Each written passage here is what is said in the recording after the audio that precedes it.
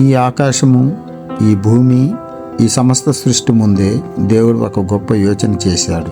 మన స్వరూపమందు మన పోలిక చొప్పున నరుని చేయదుము అని స్వయంగా దేవుడే నిర్ణయించాడు. మన జీవితం యాదృచ్ఛికం కాదు, దేవుని ఆలోచనతో ప్రారంభమైంది. దేవుడు నరుని సృజించాడు, జంతువుల్లా కాదు, దూతల్లా కాదు. తన స్వరూపంలో, తన పోలికలో పురుషునిగాను స్త్రీనిగాను వారిని సృష్టించాడు. అందుకే నీవు విలువైన వాడివి.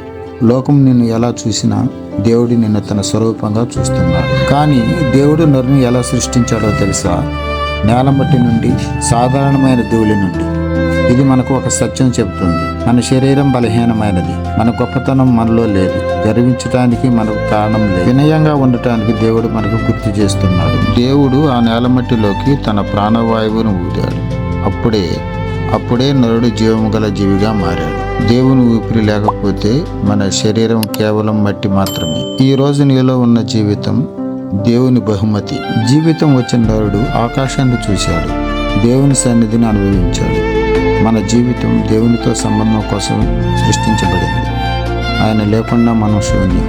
ఆయనతో ఉన్నప్పుడు మన జీవితానికి అర్థం ఉంటుంది. దేవుడు ఒకరిని గొప్పగా, మరొకరిని తక్కువగా చేయలేదు. పురుషుడిని, స్త్రీని ఇద్దరిని తన యోచనలో భాగంగా చేశాడు.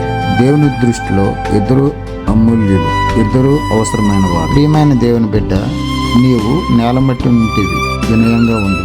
దేవుని స్వరూపమై ఉంటివి, నిరాశపడకు. దేవుని ఊపిరితో జీవిస్తున్నావు, పరిశుద్ధంగా జీవించు. నీ విలువ లోకం నిర్ణయించదు.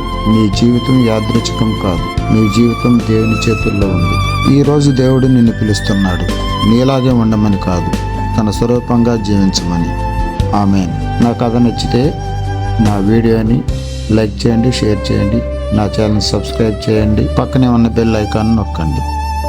అందరికీ ధన్యవాదాలు.